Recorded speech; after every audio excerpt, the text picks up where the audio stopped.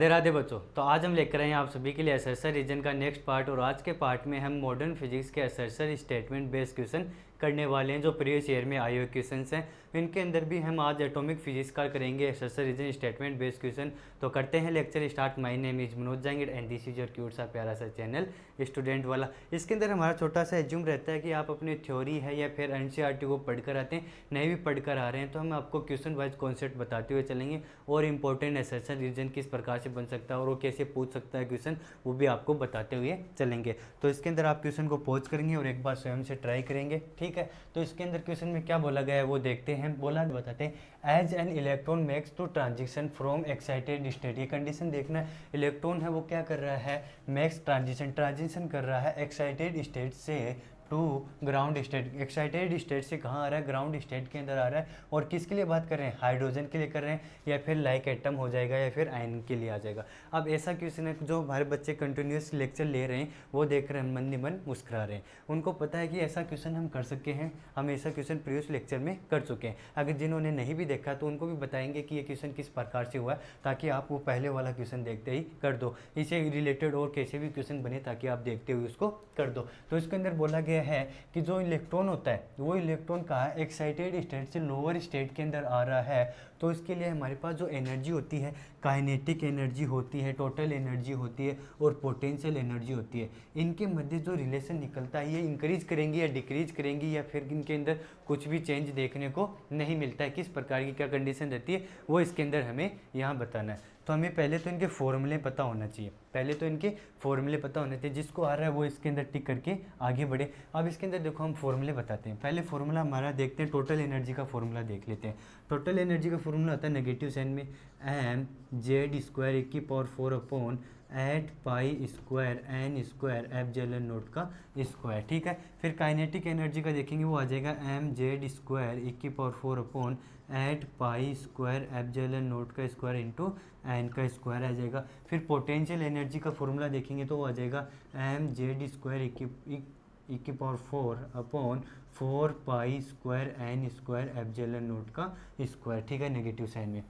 ये हमारे पास टोटल एनर्जी का फॉर्मूला निकल कर आ जाता है। अब इन फॉर्मूले से हम क्या करेंगे, टोटल एनर्जी, काइनेटिक एनर्जी और पोटेंशियल एनर्जी किसके लिए, एटम के लिए कर रहे हैं, हाइड्रोजन एटम के लिए कर रहे हैं। जब एक्साइटेड स्टेट से जाता है ग्राउंड स्टेट में, या फिर इसके अंदर दूसरी कंडीशन हो जाती है ग्राउंड स्टेट से वो एक्साइटेड स्टेट में जाता है। इसको दूसरे तरीके से ऐसा भी बोल सकता है कि हायर लेवल से कहाँ जा रहा है, लोअर लेवल के अंदर जा रहा है, या फिर लोअर लेवल से कहाँ जा रहा है, हायर लेवल के अंदर जा रहा है। इस प्रकार से इसके अंदर बोल सकता है। तो इसके अंदर हम ये इसके अंदर इसके लिए हम तीन हमारे पास जो एनर्जी आ रही है इनके अंदर हम रिलेशन देखते हैं। ऐसा पूछा नहीं गया लेकिन आपको पता होना चाहिए। तो ठीक है, टोटल एनर्जी है हमारी वो आ जाएगी ई आ जाएगी, ई टोटल, इसको मैं ई टोटल लिख देता हूँ यहाँ पर, ठीक है। ये किसके इक्वल है, ये मैं ऐसा बोल सकता हूँ कि ये काइनेटिक एनर्जी के इक्वल है, लेकिन यहाँ पर ये पॉजिटिव है, यहाँ पर नेगेटिव है। जब मैं काइनेटिक एनर्जी को नेगेटिव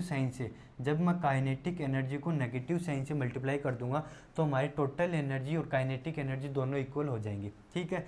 अब इसके बाद में पोटेंशियल एनर्जी को मैं ऊपर और नीचे क्या कर देता हूँ, 2 से मल्टीप्लाई कर देता हूँ। 2 से मल्टीप्लाई करूँगा हाँ, तो हमारे पास देखो इसके अंदर इस प्रकार से कोई कंडीशन आ जाएगी क्या, 2 एम जेड स्क्वायर ई की power 4 upon 8 pi square N square epsilon naught का स्क्वायर। और इसको मैं क्या बोल सकता हूँ, इसको मैं बोल सकता हूँ ई टोटल इसको बोल सकता हूँ नेगेटिव साइन। तो मैंने यही बोला है, इसको मैंने क्या बोला है, जब हम टोटल एनर्जी की और काइनेटिक एनर्जी की और पोटेंशियल एनर्जी की रिलेशन की बात करते हैं तो टोटल एनर्जी होती है वो नेगेटिव और काइनेटिक एनर्जी के इक्वल आता है और 2 time multiple of potential energy के इक्वल आता है। ये हमारे पास एक फॉर्मूला निकल कर आता है। अब इस क्वेश्चन में क्या बोला गया है उसके बारे में हम बात करते हैं।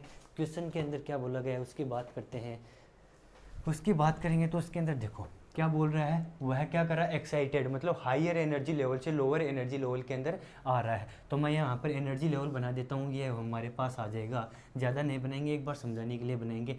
n इक्वल टू 1 बना दिया, और यहाँ पर बना देते हैं n इक्वल टू 2 बना देते हैं, और यहाँ पर बना देते हैं n इक्वल टू 3 हम बना देते हैं, ठीक है। इस प्रकार n इक्वल टू 4 5 अनंत तक चलता रहता है। और इसकी एनर्जी हमारे पास प्राप्त होती है माइनस का 13.6 इलेक्ट्रॉन वोल्ट, इसकी माइनस का 3.4 इलेक्ट्रॉन वोल्ट, और इसकी एनर्जी हमें प्राप्त होती है माइनस का 1.5 1 इलेक्ट्रॉन वोल्ट या माइनस का 1.54 इलेक्ट्रॉन वोल्ट प्राप्त होती है। ठीक है, फर्स्ट एनर्जी लेवल के लिए इतनी एनर्जी, सेकंड के लिए इतना और थर्ड के लिए इतना।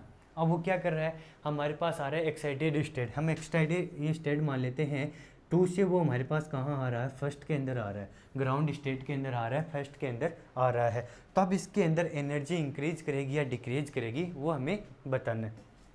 तो ये जो एनर्जी लिखते हैं, ये एनर्जी हमारी क्या आती है, टोटल एनर्जी आती है। एक तो हम इस फॉर्मूले से देख लेते हैं, तो ये एनर्जी आती है, हमारी एनर्जी क्या आएगी, टोटल एनर्जी आएगी। तो पहले हमारी एनर्जी कितनी थी, माइनस का 3.4 इलेक्ट्रॉन वोल्ट थी, और इसके बाद में कितनी हो गई एनर्जी, माइनस का 13.6 इलेक्ट्रॉन वोल्ट। अब इसके अंदर हमें पता है नेगेटिव साइन में जितनी बड़ी संख्या होती है वो उतनी ही छोटी होती है, और जितनी छोटी संख्या नेगेटिव साइन के साथ में आती है वो उतनी बड़ी होती है। ठीक है, अब इसको देखो, मैं बिना साइन के साथ में देखूँ तो हमें क्या लगेगा, 13.6 बड़ा है। जब जैसे साइन लगा देते हैं तो ये क्या हो जाएगा, छोटा आ जाएगा। मतलब जब मैं 2 से फर्स्ट में आ रहा हूँ, तो एनर्जी मेरी क्या कर रही है, डिक्रीज कर रही है। कौन सी एनर्जी, टोटल एनर्जी मेरी डिक्रीज कर रही है। मतलब टोटल एनर्जी मेरी क्या करेगी, यहाँ पर डिक्रीज करेगी। ठीक है, अब काइनेटिक एनर्जी क्या होती है, काइनेटिक एनर्जी के अंदर मैं यहाँ पर क्या लिखता हूँ, ये तो हमारी आ गई, ये हमारी आ गई टोटल एनर्जी। अब मैं यहाँ पे लिखता हूँ इनकी काइनेटिक एनर्जी। ठीक है, ई काइनेटिक लिखूंगा तो इसको माइनस से मल्टीप्लाई करना पड़ेगा, तो माइनस से मल्टीप्लाई करता हूँ, माइनस का 54 इलेक्ट्रॉन वोल्ट, और ये आ जाएगा 3.4 इलेक्ट्रॉन वोल्ट, और ये आ जाएगा 13.6 इलेक्ट्रॉन वोल्ट। अब देखो 2 से कहाँ से आ रहा है, फर्स्ट के अंदर आ रहा है, 2 से फर्स्ट के अंदर आ रहा है, तो इसकी एनर्जी क्या कर गई, इंक्रीज कर गई।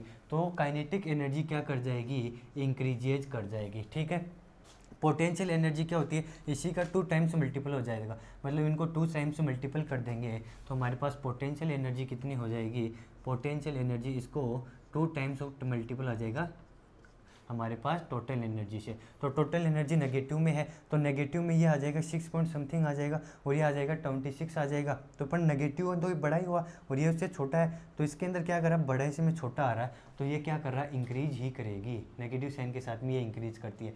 एक तो कॉन्सेप्ट ये हो गया। जब क्या करता है, हाइयर से लोअर के अंदर आता है, हाइयर से कहाँ पर, लोअर के अंदर आता है, तो टोटल एनर्जी और पोटेंशियल एनर्जी तो डिक्रीज करती हैं, और हमारा जो काइनेटिक एनर्जी होती है वो क्या करेगी, इंक्रीज करती है। किसके कारण, नेगेटिव साइन के कारण। ठीक है, अब दूसरी इसके अंदर कंडीशन देख लेते हैं, ये कहाँ से कहाँ हो गया, पहली क्वेश्चन के अंदर दे रखी है वो। दूसरी कंडीशन हम देख लेते हैं, लोअर टू व हाई के अंदर जाता है। जब लोअर टू हाई के अंदर जाएगा, लोअर टू हाई के अंदर जाता है, तो इसके अंदर देखो क्या कर रहा है, माइनस का 13.6 से कहाँ, माइनस का 3.4, 3.4 क्या बड़ा है, तो ये क्या कर गई, इंक्रीज कर गई। अब ये नेगेटिव साइन से मल्टीपल होगा तो ये पॉजिटिव हो जाएगी, और ऊपर जाएंगे 3.4 क्या आ जाएगा, छोटा आ जाएगा, तो ये क्या कर जाएगी, डिक्रीज कर जाएगी, और ये फिर से क्या कर जाएगी, इंक्रीज कर जाएगी। तो इन दोनों कंडीशंस के लिए मैंने आपको बता दिया है। दोनों कंडीशन के लिए क्या बता दिया है, जब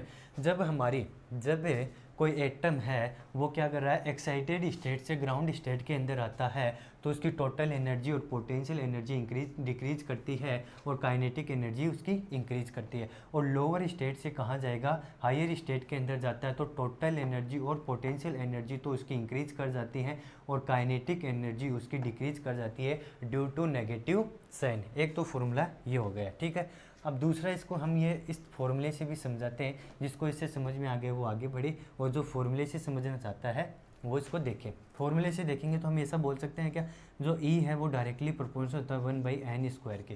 क्यों, ये भी कांस्टेंट है, एन जेड की वैल्यू भी कांस्टेंट होती है, फर्स्ट हो गई, ई भी कांस्टेंट, ये भी कांस्टेंट, एन की वैल्यू हम चेंज करते जा रहे हैं, एन की वैल्यू क्या कर रहे हैं, चेंज कर रहे हैं।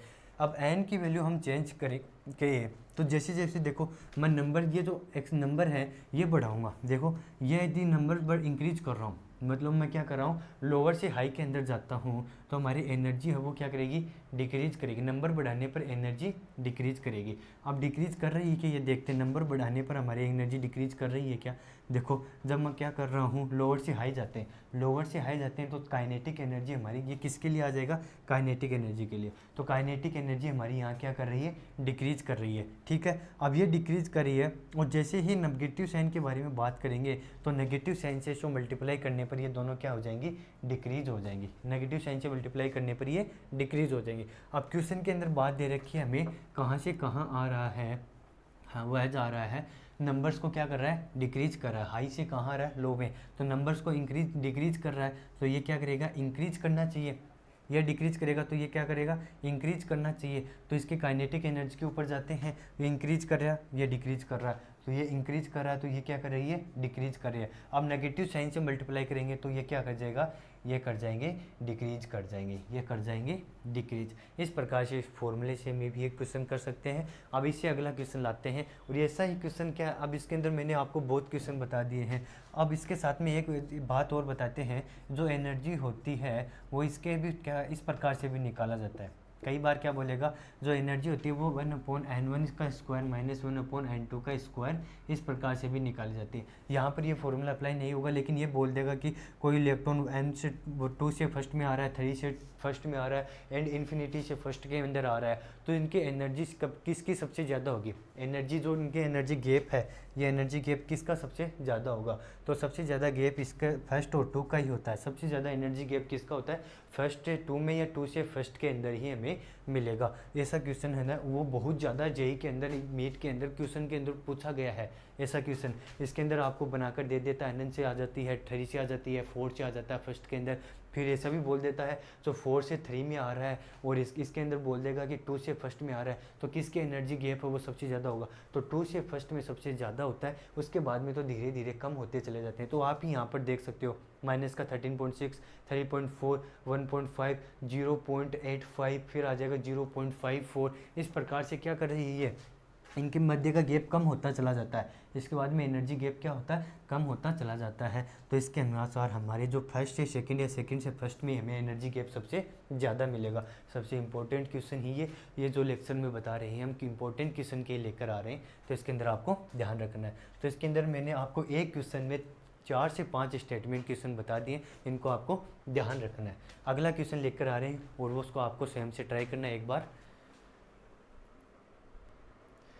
अब अगला क्वेश्चन आ गया है, इस क्वेश्चन को आपको एक बार स्वयं से पहुंच करके ट्राई करना है। वही लिस्ट सेकंड को लिस्ट फर्स्ट से मैच करना है, फर्स्ट को सेकंड से मैच करना है, इस प्रकार का क्वेश्चन है। तो इसके अंदर आपको एक बार स्वयं से ट्राई करना है और हम आपको बताते हैं। इसके अंदर बोला गया है कि फर्स्ट लिस्ट में क्या हुआ, phenomenon associated with electromagnetic radiation के लिए हमें फिनोमेनन दिए गए हैं, इनको मैच किससे करना है, part of electromagnetic spectrum, electromagnetic spectrum part आता है उनसे मैच करना है, ठीक है। तो उसके मैच करने के लिए हमें क्या करना चाहिए वो हम देखते हैं, इसके अंदर आपको बताते हैं।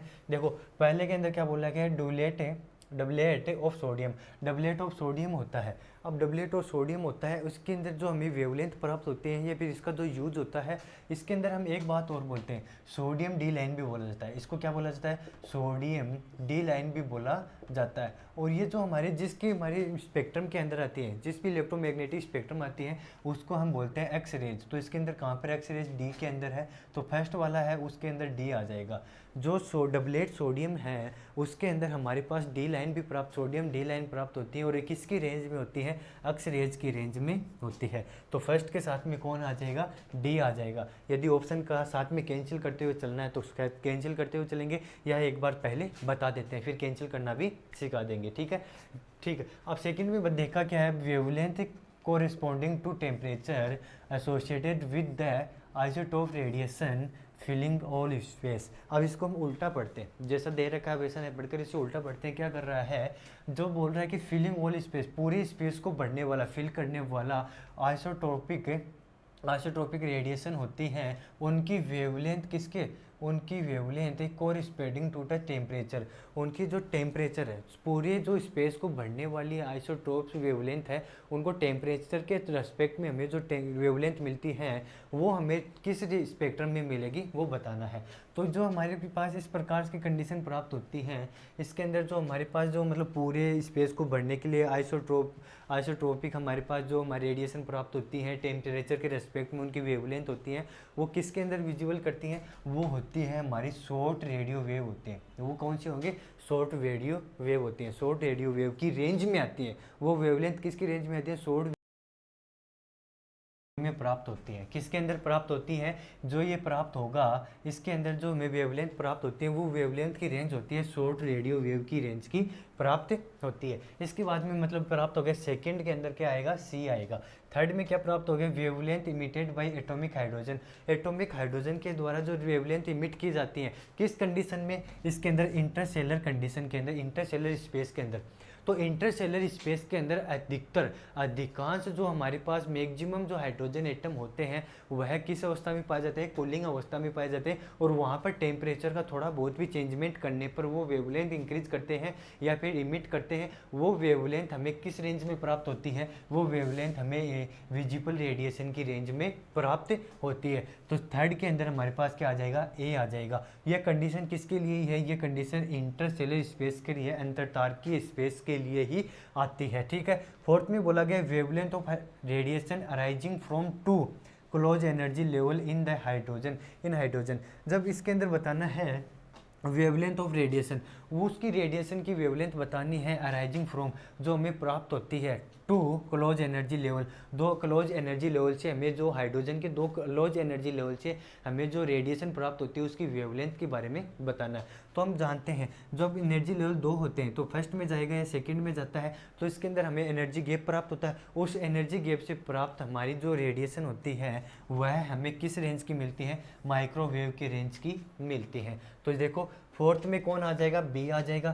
थर्ड में कौन आ जाएगा? ए आ जाएगा। और सेकंड में बी या सी आ जाएगा। और फर्स्ट में कौन आ जाएगा? डी आ जाएगा। अब उनसे ऑप्शन है कैंसिल भी करते हुए चल लेते हैं। ठीक है। अब इसके अंदर मैंने क्या बोला? फर्स्ट के अंदर कौन आएगा? डी आएगा। तो इसके अंदर फर्स्ट में ए बोल रहा है, ये भी ए बोल रहा है, ये भी ए बोल रहा है और डी इसके अंदर, तो हमारा सी हमारा आंसर हो जाएगा। बाकी सभी क्या हो जाएंगे? कैंसिल हो जाएंगे। इसमें एक ऑप्शन से हमारा आंसर क्या आ गया? आ गया। अब सब बाकी के भी मैच कर लेते हैं। देखो इसके अंदर बी में क्या बोला गया है? बी में बोला गया है कि शॉर्ट रेडियो वेव की रेंज की प्राप्त होती है। तो देखो सेकंड किसके साथ में? थर्ड के साथ में। तो इसके अंदर नहीं आ सकता, इसमें भी नहीं आ सकता, इसमें भी नहीं आ सकता, तो सी ही आएगा। ठीक है। अब सी में हमारे पास थर्ड में क्या बोला गया है? जो हमारे पास इंटरसेलर स्पेस के अंदर रेडिएशन आती है, वेवलेंथ आती है, वो किस रेंज की प्राप्त होती है? विजिबल किस रेंज की? तो इसके अंदर ए नहीं है, इसमें भी ए नहीं है, इसमें भी ए नहीं, इस ए में ही ए है। तो इस प्रकार से क्या है? देखो हमारा सी आंसर इसके अंदर सही हो जाता है। तो इस प्रकार के और भी बढ़िया क्वेश्चन लेके आएंगे और पढ़ते रहो। All the